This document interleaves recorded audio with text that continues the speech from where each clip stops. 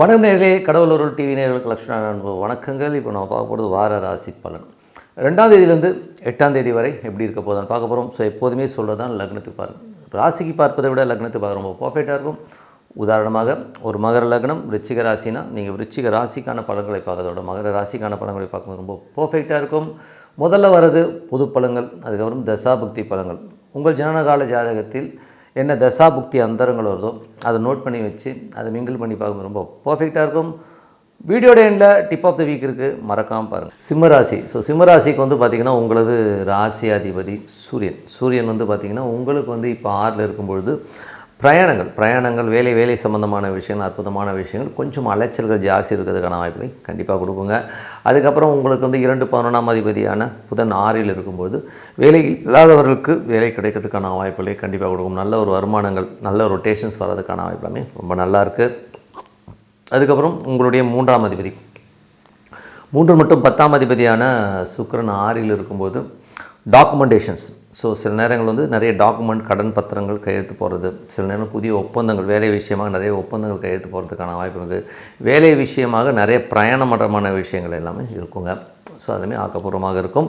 அதுக்கப்புறம் உங்களுடைய 4 மற்றும் 9ஆம் அதிபதியான செவ்வாய் 6ல் உச்சமாகும்போது கொஞ்சம் அந்த 6ல் உச்சம் போது 9, 6 போது அப்பாவோட உடல்நலம் சம்மந்தமான விஷயங்களும் கொஞ்சம் கேர்ஃபுல்லாக இருந்துக்கணும். அதேமாதிரி நிலபுலன்கள் இல்லை வந்து ஏதாவது லோன் போட்டு வாங்கலாம், கொஞ்சம் அகலக்கால் வைக்கிற மாதிரி சூழ்நிலை இருக்கிறது, கொஞ்சம் கவனமாக பார்த்துக்கிறது ரொம்ப நல்லது.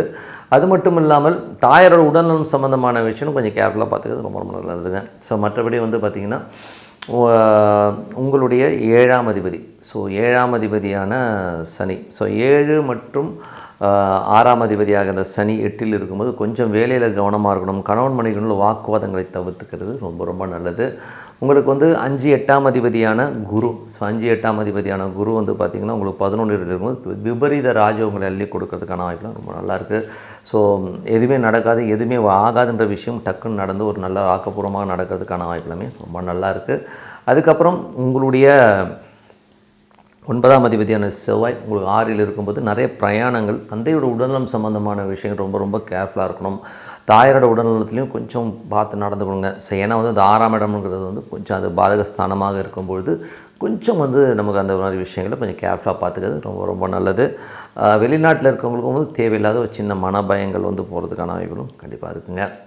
அதுக்கப்புறம் பார்க்கும்போது உங்களுடைய 10ஆம் அதிபதியான சுக்கிரன் 6ல் இருக்கும். தொழில் ரீதியான விஷயங்கள் வந்து நிறைய கடன் வாங்கி நல்ல ரொட்டேஷன் பண்ணணும்னு நினைக்கிறீங்கன்னா அற்புதமாக இருக்கும்.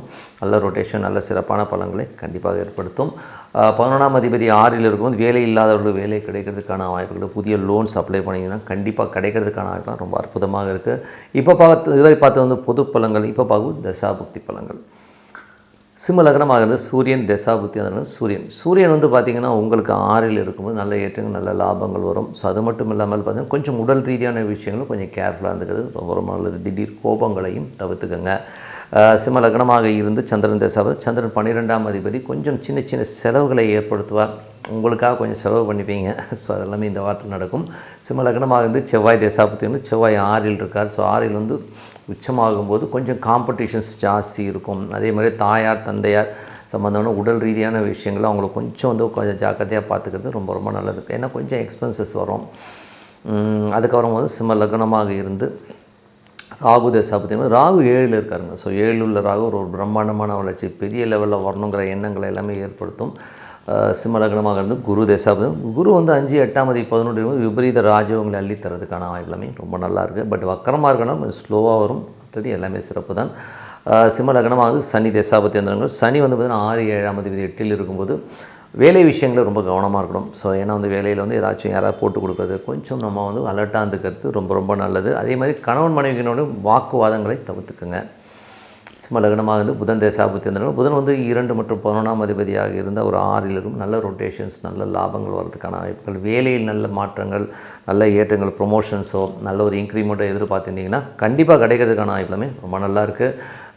சிம்ம லக்னமாக வந்து கேது தசாபதி, கேது வந்து ராசியிலே இருந்த சுக்கிரனுடைய சாரத்தில் இருக்கும்போது நிறைய பிரயாணங்கள், தொழில் ரீதியான விஷயங்கள், நிறைய பிரயாணங்கள், அது மட்டும் இல்லாமல் ஏதாவது லோன்ஸ் சம்மந்தமான விஷயங்களுமே அற்புதமாக கைக்கூடி வரதுக்கான வாய்ப்பு ரொம்ப நல்லாயிருக்கு.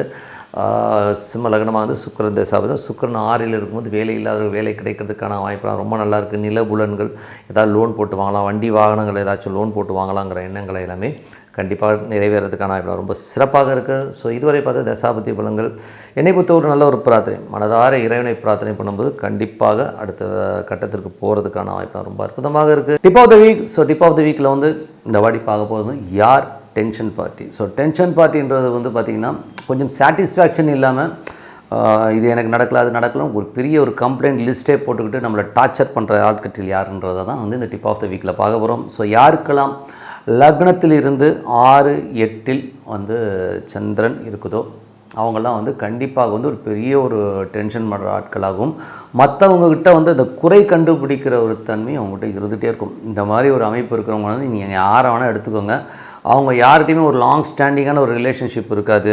அதே மாதிரி இருந்தாலும் சண்டை போட்டுக்கிட்டு இருப்பாங்க, நிறைய குறை சொல்லுவாங்க. இப்போ ஒருத்தர்கிட்ட இன்னொருத்தர் பின்னாடி பேசுகிறது எல்லாமே இவங்க தான்.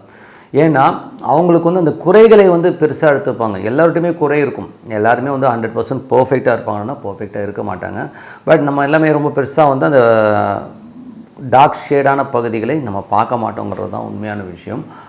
பட் இவங்க வந்து அதை தான் மெயினாக பேசுவாங்க. இவர் சரியில்லைங்க, அது சரியில்லைங்க, இது சரியில்லைங்க, வீடு சரியில்லைங்க. இப்போ ஒரு வீடு கட்டினா கூட அது வீட்டில் இருக்க அவ்வளோ பெரிய வீடு ரொம்ப அழகாக இருந்தாலும் ஒரு சின்ன குறை இருக்குங்க, இது அந்த குறையை வந்து ரொம்ப பெருசாக போகும். அப்போ வந்து அந்த வீட்டுடைய சந்தோஷங்கள் அவங்களுக்கு தெரியவே தெரியாது, அந்த குறை தான் பெருசாக தெரியும். ஸோ இந்த மாதிரி நபர்கள் எல்லாருக்குமே வந்து மனைவியாக அமையலாம், இல்லை பசங்களாக அமையலாம், அண்ணனாக அமையலாம், அப்பாவெல்லாம் அம்மாவாக அமையலாம். ஸோ இந்த மாதிரி அமைஞ்சாங்கன்னா இவங்க என்ன பண்ணலாம், வேறு வழியே கிடையாது. இவங்ககிட்ட ஆர்கியூமெண்ட் பண்ணியும் நம்ம ஜெயிக்கவே முடியாதுங்க. யாருக்கெல்லாம் லக்னத்துலேருந்து 6, 8ல் வந்து சந்திரன் இருக்கோ சொல்லக்கூடாதுன்னா கொஞ்சம் அவங்க வந்து மற்றவங்களை டார்ச்சர் பண்ணி அதில் அவங்களுக்கு சந்தோஷம் கிடைக்குமா இல்லையான்னு நமக்கு தெரியல. பட் அப்படியே குதறி எடுத்துருவாங்கிறது தான் உண்மையான விஷயம். ஸோ இந்த மாதிரி இருக்கவங்க என்ன பண்ணணும் அப்படின்னா, கூட இருக்கவங்க வந்து அவங்க என்ன பேசினா கொஞ்சம் கண்டுக்காமல் இருக்கிறது தான் ரொம்ப நல்லது. ஏன்னா இதை போய் நீங்கள் அவங்ககிட்ட ஆர்கியூமெண்ட் வச்சிங்கன்னா அதை வந்து இன்னொரு 200% அதிகம் பண்ணி உங்களை வந்து டார்ச்சர் பண்ணி விட்ருவாங்கிறது தான் உண்மையான விஷயம். ஸோ அதனால் யாரெல்லாம் உங்கள் வீட்டில் இருக்கவங்களுக்கு வந்து லக்னத்தில் வந்து 6, 8 இருக்கோ அவங்கக்கிட்ட வந்து நீங்கள் உஷாராக இருந்துக்கணும் தான் நம்ம எடுத்துக்கணும். இப்போ வந்து ஒரு என்ன உதாரணம் சொல்லணும்னா, ஒரு தவறான விஷயத்தில் வந்து நம்ம தலையை விட்டுக்கிட்டு ஐயோ அடிக்குதே குத்துதே குடையுதேங்கிறதை விட நம்ம வந்து அதை விட்டு விலகி இருக்கிறது ரொம்ப நல்லது. அதே நேரத்தில் சில உறவுகளை நம்ம விலக முடியாது. ஓகேங்களா, ஒரு பிள்ளையாக பிறந்துட்டு அது வந்து நம்மளை போட்டு திட்டிக்கிட்டு கத்திக்கிட்டு இருக்குன்னா கூட தூக்கி போட முடியாது. மனைவி வந்துடுறாங்க, ஸோ மனைவி கத்திக்கிட்டு இருக்காங்க திட்டிகிட்டு இருக்காங்கன்னா சில நேரங்களில் அதையும் ஒன்றும் பண்ண முடியாதுங்கும் போது நாம் வந்து அதை அட்ஜஸ்ட் பண்ணிவிட்டு அமைதியாக போகிறது தான் புத்திசாலித்தனம்.